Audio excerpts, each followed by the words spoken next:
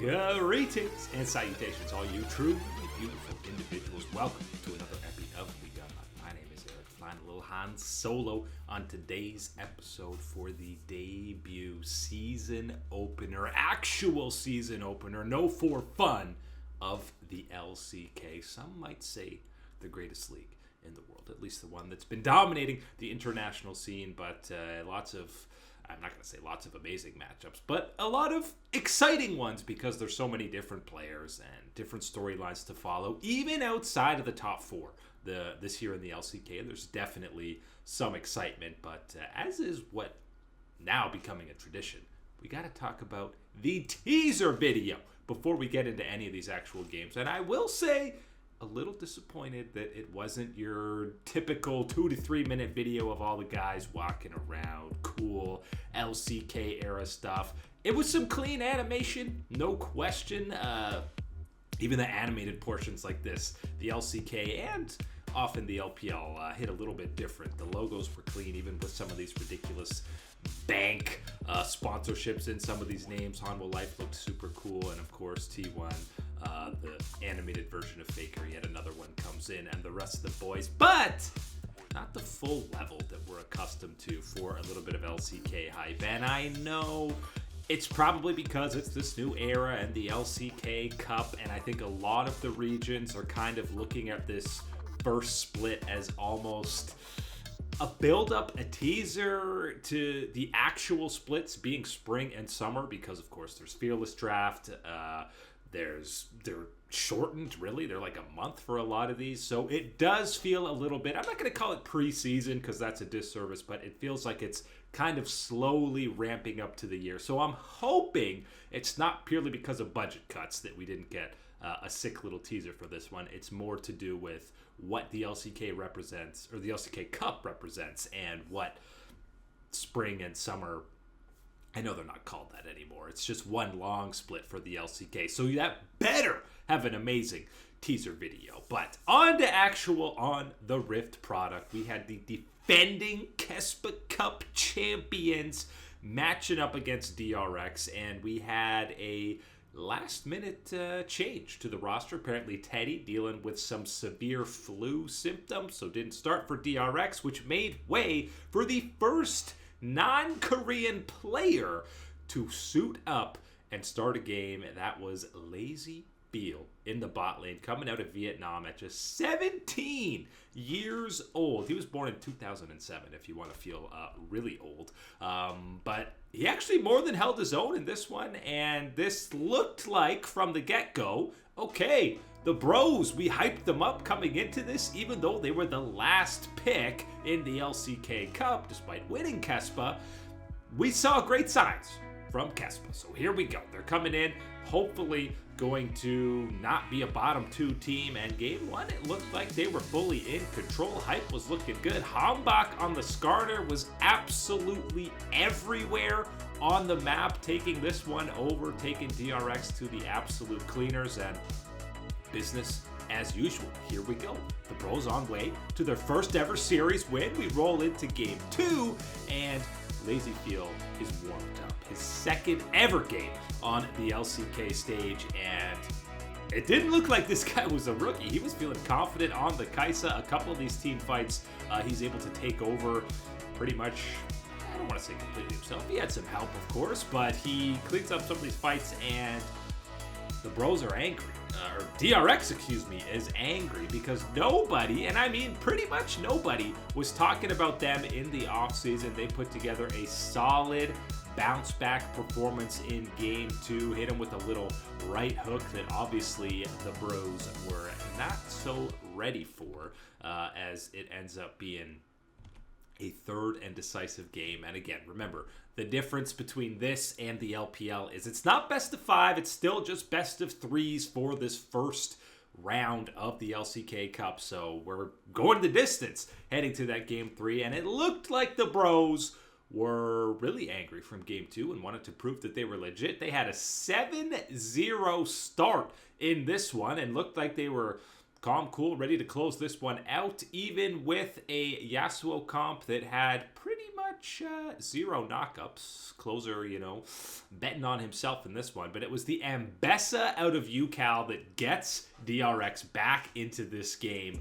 with a pretty nasty extended team fight. I mean, maybe underestimating the power that Ambessa has. By the way, seeing Ambessa go head-to-head against Cassante as who is the more broken top laner is going to be a fun thing to monitor as the season goes on. But for having no knockups, I will say Closer had a few okay ultis in this one. Still a little bit of a strange team comp to have him. But again, it was all about UCal on this Ambessa to get DRX back into this game, and he ends up picking up player of the match. That's how they're handing these out. It's not a per game basis. You're just getting a player of the game for the series or player of the match for the series, and it's UCal who ends up picking it up for this one. Wow. Bros, we gave you hype early, and we're taking the hype away. We're immediately rescinding those honors, mainly because, well, I'm still surprised they were last picked in the LCK Cup. They go against the second last pick in the LCK Cup in DRX and end up dropping that game. Remember, it's group versus group. We're keeping track of who has more wins and losses. So big win, actually, for DRX in this one. But egregious that they lost that game 3 when they had such a sizable early lead. And listen, very incredibly way too early on here in 2025, but comebacks seem a little bit harder in this season. So even more impressive that DRX were able to come back and steal that series to start 1-0 and head bro. Expectations are gone. All it takes is one series loss to DRX, and all the expectations out the window as they drop to 0-1.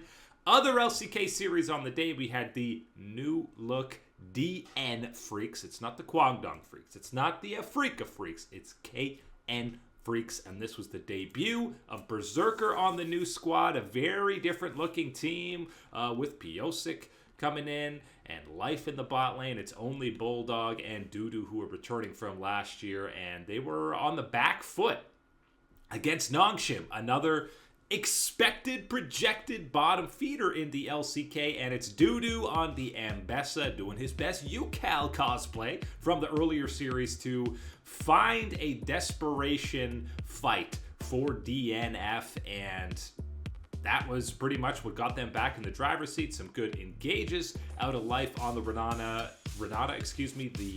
the main goal of this first game was just kill Jiwoo on the Ziggs. He had all the money for Nongshim, and when he got caught out in a couple of these team fights, there was absolutely nothing to be done as Berserker finally was able to do some damage in a team fight. I will say, my man was playing insanely aggressive in his first game in the LCK, and it was more to his detriment than not. He was playing a little bit of frontline Callista, never really got the bailout to save him in a lot of these things. As you see, Bulldog got to style a little bit on the Akali with the Zanyas on the kill. Dudu and Bulldog do clean up this last team fight that took a long time. We were north of 45 minutes for DNF to complete the comeback and win that opening set, but honestly, impressive that they come back from that.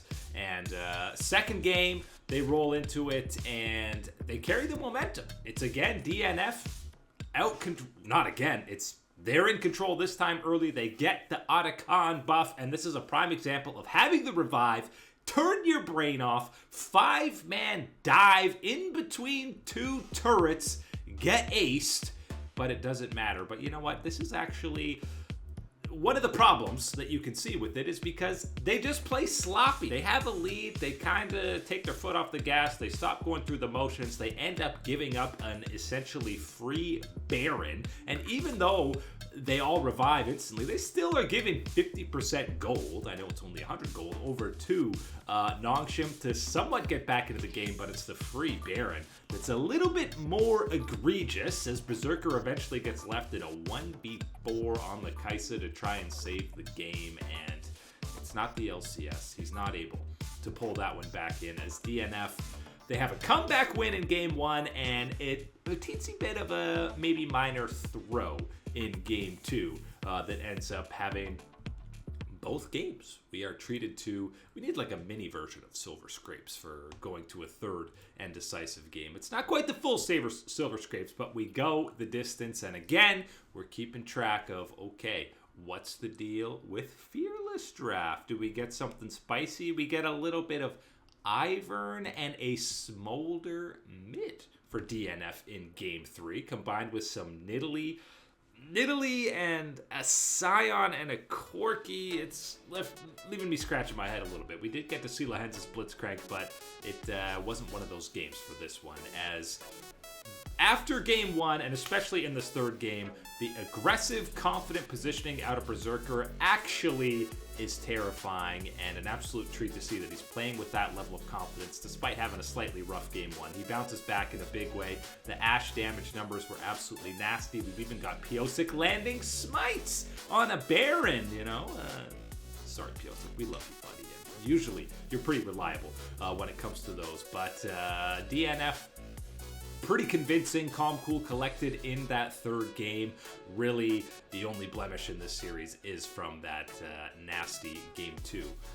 Bit of a throw, but they bounced back in that third game to close this one out, and it is Berserker picking up that player of the match in what is technically his LCK debut, because he only played in Challengers before he came over to the LCS, never actually got that promotion or played on the big stage in the LCK. So in his debut, he picks up player of the match, and at least the Freaks are a team that we hyped up a little bit, and we don't have to completely pump the brakes on like the Bros. This is a team that, I mean, high ceiling could be pushing into that top 4 category. Whoever is near the bottom of that top 4, or D plus key, I think most people would probably assume, but still, the Freaks, they've got potential with this squad. Bulldog, as we mentioned, was styling with some different Zanya's plays to hype up. Berserker looks like he's in fine form already. Piosik might be a guy who, in this Fearless Draft, is able to cook up some spicy stuff. Champion pools have never been an issue for him. A fallback like the Ivern. We know this guy was originally a Kindred 1 pick, so there's lots of picks for Piosik to fall back on, but we're not going to get too excited because this was Nongshim. We saw 3 of the 4 projected bottom 4 teams on the Rift today. I mean, I hate to lump the Bros in that category, but after the performance today, you can't be going any way other than that. But we speak to these Fearless Draft modes so far, and there hasn't been anything insane. And again, we kind of alluded to it or touched on it, Mark and I, but that just means there's a lot of champions that are pretty good in the meta when you can go to a Game 3, even a Game 4 in the LPL. I don't think we've had a Game 5 yet, but even when you're going 40 champions plus deep, you're still not feeling like there's any crazy spicy picks, and that's just because there's so many things that are viable in this meta. So as much as we like to complain about it,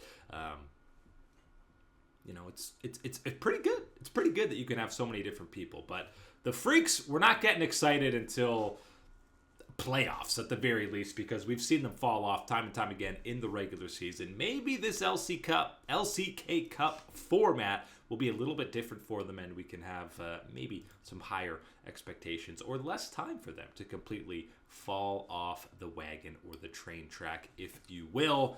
Somehow, some way, this confusing, elusive to me LPL schedule has Weibo Gaming playing their second match of the year before all the big dogs in the LPL have laced them up a single time. No BLG, no TES, no JDG, no IG have hit the Rift yet, but we are treated to Xiaohu and the boys playing their second series against Ultra Prime, and the full chaos that is Weibo Gaming were on full display on this one, and we had a very back and forth first game, and even more so than Baron flips, it seems like the theme for 2025 is Octagon flips. Even though some teams have lost when they've gotten this buff, there's no question that teams are just absolutely throwing their faces into the wall to contest this thing, even when they have no business. Case in point, Xiaohu deciding not to go in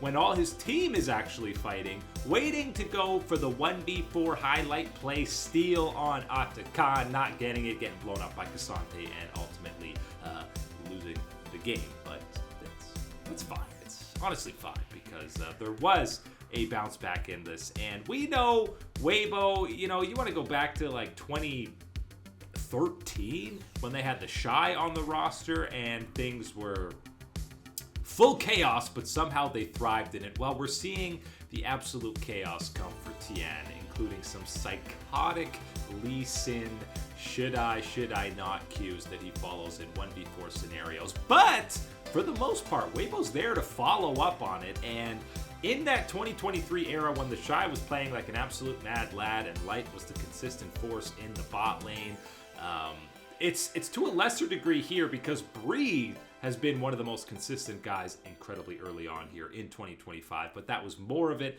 in this series. Both he, Light, and Hong were fantastic, but the real stars of this set go to Xiaohu and Tian, who apparently their synergy is already on point. And this Fearless draft, we got to see Tian cook a little bit with the Pantheon Ahri combo that they were absolutely lethal with, especially in that third game. Xiaohu got so disgustingly fed on this Ahri because he got camped to national park levels by Tian on that Pantheon. But that was a fun pick to see, and often is a pick that has absolutely zero impact, but Tian looking real good on that one, and he looked pretty good in this fourth game as well. But really it was all about the mid jungle combo in this one for Weibo, and again, it's Ultra Prime, so we're not getting too excited, but seeing the mid jungle play so well, and finally in the fourth game of this set, not finally, you really got to see everybody highlighted in this series. In game 4, it was Light who got to, rack up double-digit kills on the Jinx, and that's been, fallback pick in this Fearless thing, is have Jinx kind of be an entire comp built around her to take over, and Light absolutely piloting it to near perfection in that fourth game as he goes deathless, and Weibo picks up the series win. Again, it's only 2 series to talk about Weibo, but these are best of 5, so you're getting a few more games, even though Weibo has dropped a couple. 3 wins, 6 wins, it's basically 3 best of 3s, which still is not much to make sweeping claims about an entire team this early in the season. But Weibo have looked good in their 2 wins. As I mentioned, the synergy with Tian and Xiaohu, how quickly it's come into place is pretty incredible. And Breathe quietly is a dark horse for me to sneak into all pro conversation this year. We've got guys like Bin, like 369, but maybe Breathe is a guy who can sneak up, because we know the Shy will get some votes, but he can also be an absolute psychopath who's dying a lot. So depending on how he plays, I could definitely see Breathe sneaking into that conversation. I'm done underestimating what Weibo can do when playoffs roll around, and the 2-0 start looking pretty good for them as they roll up or pump up the momentum for the LPL. Later in this week, we will actually get some of the heavy hitters, BLG, TES, both going to be making their season debuts. I think IG is playing 2 games in week 2. The scheduling, again, hardly makes sense because it almost feels like they're trying to focus on one group at a time, but then it's kind of 2 groups, and then it doesn't make any sense, whatever the LPL is doing. I don't know why they waited so long to have the contenders play, but there's probably some genius thing going on behind the scenes that is way above my pay grade as to why this has been the scheduling for the LPL. Regions haven't even kicked off yet. We're talking LEC, LTA. They haven't even played yet, and we're already going, okay, how do you fix the patch? How do you fix the meta? And we know changes are already on the way. Specifically, you can talk about champions as a whole. There's lots of them, but the biggest thing that everyone's been talking about is, of course, the roses that have been all over the place. They're going to be taking a little bit of a reduction heading forward. And, of course, Atakan, Voracious Atakan, of course, is the most broken one. We're they've said, and we've seen it, it's in pro play way more than normal play or solo queue, which is kind of hilarious. But they're not removing the revive. They're putting or peeling back the gold bounties. Instead of being worth 100 gold, they're going to 200 gold, or like basically standard or old standard for what a kill is, which I like that as a first option, because then you're at least still being more punished for,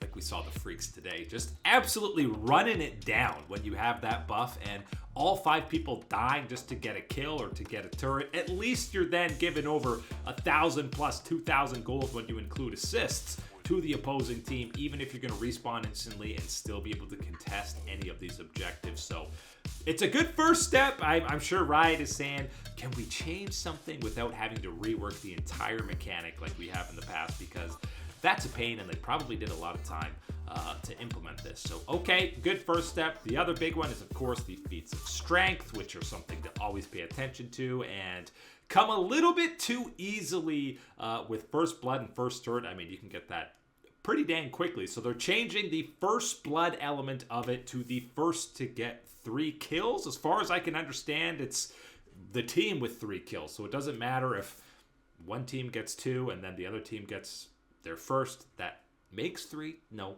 that's not how it's going to work. It's the first team to get 3 kills, which obviously will delay it a little bit when you have that combined with the neutral objectives. I like that. It slows it down a little bit, and obviously there's been much maligned about what it means, the win percentage, who gets feats of strength. I know a lot of people think that the boots are not even worth the money to upgrade a lot of the time, but it's fine. Will it have a sweeping change across the board? Probably not. The other champion change I wanted to talk to is we've already seen a bunch of Victor pop up with this new skin. Of course, you got to buff our guy, our savior, Victor, so that he hits the rift. It sounds like we don't have specific numbers, but they're tuning back the numbers a little bit. It hasn't seen that broken, but they probably over-tuned the heck out of him so that they could maybe sell a little bit more skins. That's just... Sorry to throw some accusations your way, Riot, but we know how it goes with a lot of these arcane skins. But still, not enough data for them to really be doing any major changes, especially when, again, 2 of the major regions and the other, let's call them all major regions. The PCS region hasn't actually kicked off yet, so still way more data to come in before anything big happens. We're still waiting for these other ones to kick off, but that is it today for League Unlocked. Thank you to all you wonderful people for hanging out as always, and you best believe that we will catch you on that flippity